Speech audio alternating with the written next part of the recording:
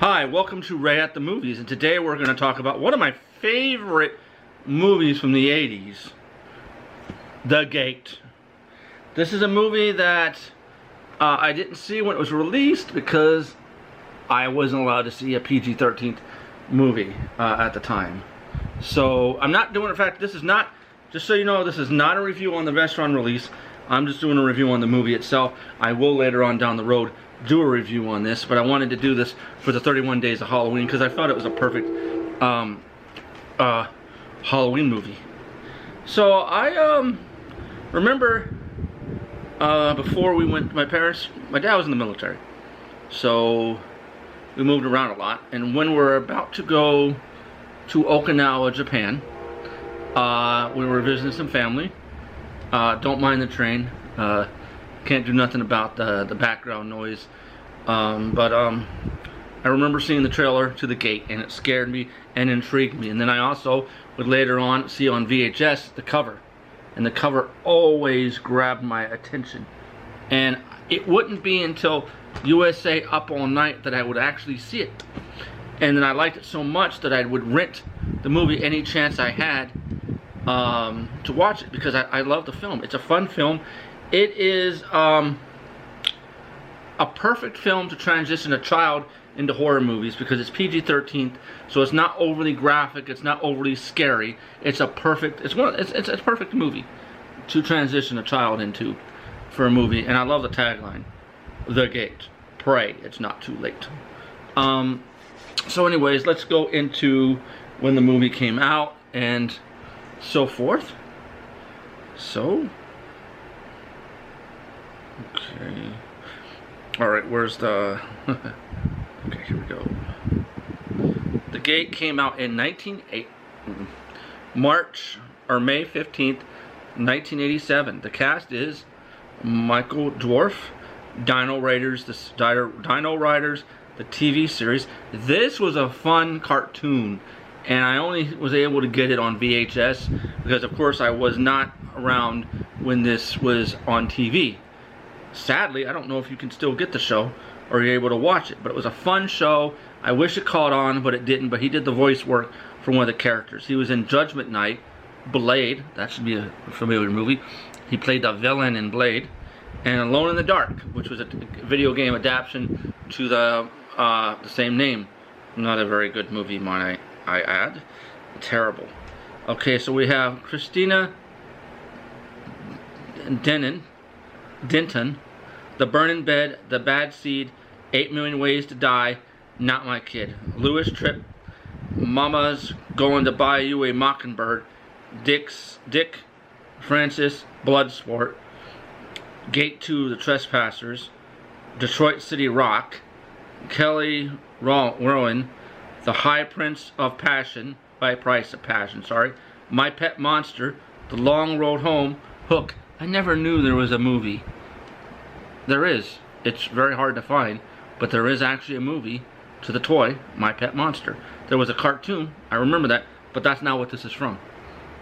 Okay, we have Jennifer Irwin, Easy Prey, Mrs. Winterbourne, Superstar, Exit Wounds, Deborah Grover, Agnes of God, Mark of Cain, Walking on Air, The Christmas Wife, Scott Denton, not related to, of course, Christina.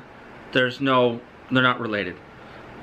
He was in Rubberface, Reckless Disregard, Murder in Space, Exchange. I wish they'd release Murder in Space on Blu-ray or DVD because it's a great TV movie. Has Michael Ironside. Okay, let me get back on track. Okay, the film is directed by Tabar Takix. The Gate 2, Trespassers, I, Madman, Bad Blood, Sabrina the Teenage Witch TV movie.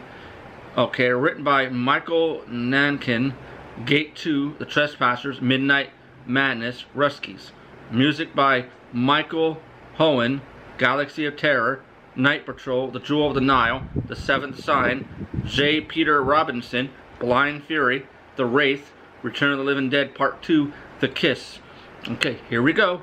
When Al and Glenn's parents leave town for the weekend, Al uses the opportunity to throw a party while brother Glenn and his friend Terry decide to explore a hole left by a tree removal service in the backyard.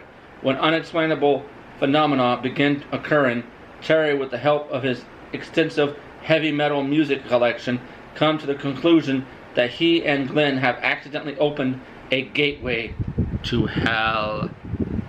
Okay, kids left at home alone accidentally unleash a horde of malevolent demons from a mysterious hole in their suburban backyard. And this is another story excerpt.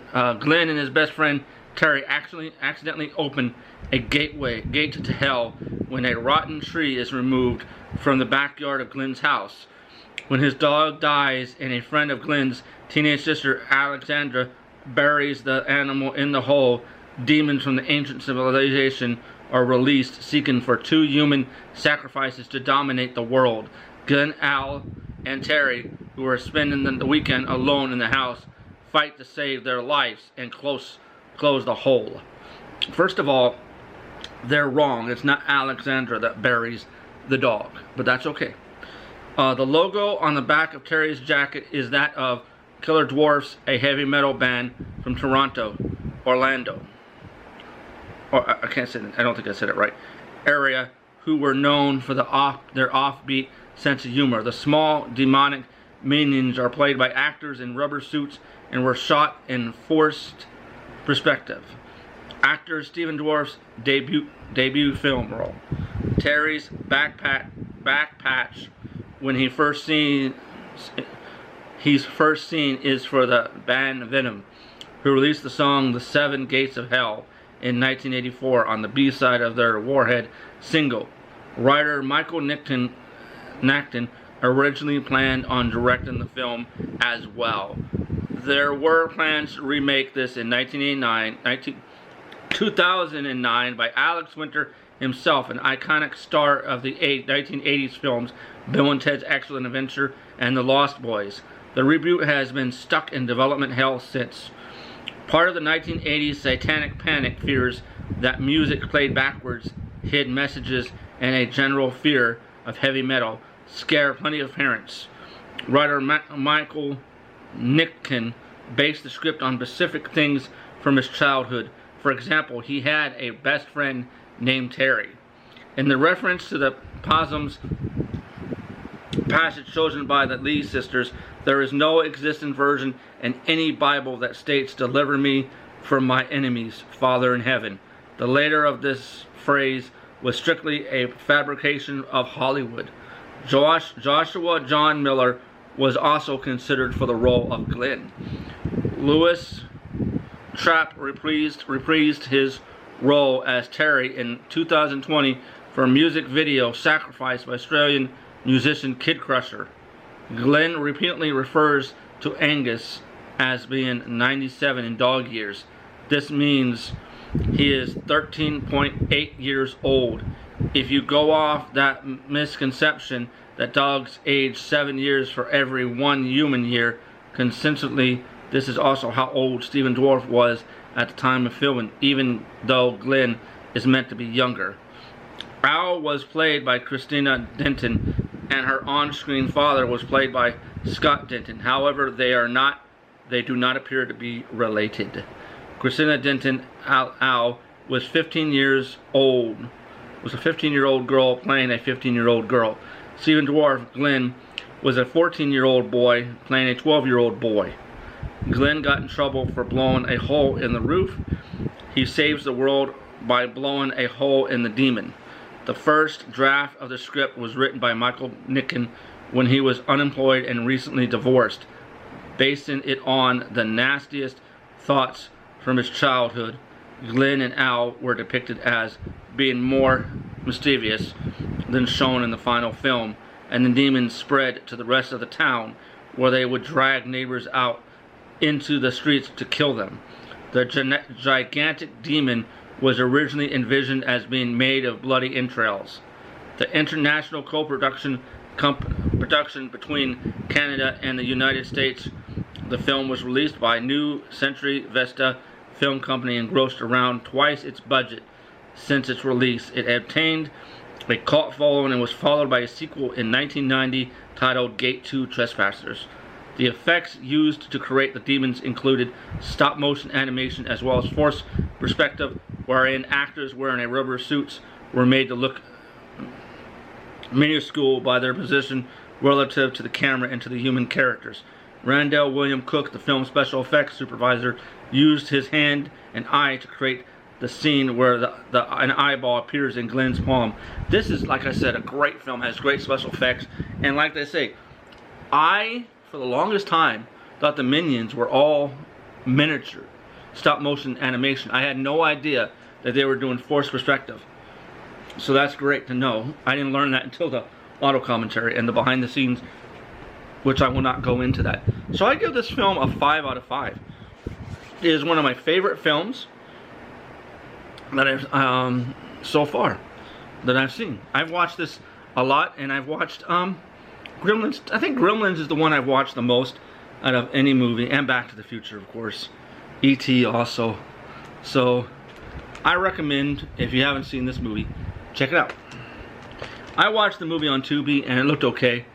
So with that, I'm going to say goodbye. Have a good day.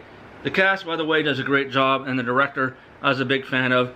And the one thing they had said about the remake is it was also a reboot, was also technically supposed to be the Gate 3. So it would have been interesting if they were going to be able to bring Louis Tripp back, and if Stephen Dwarf would have wanted to come back or not. Because so with that, I'm out of here. Have a good rest of your day.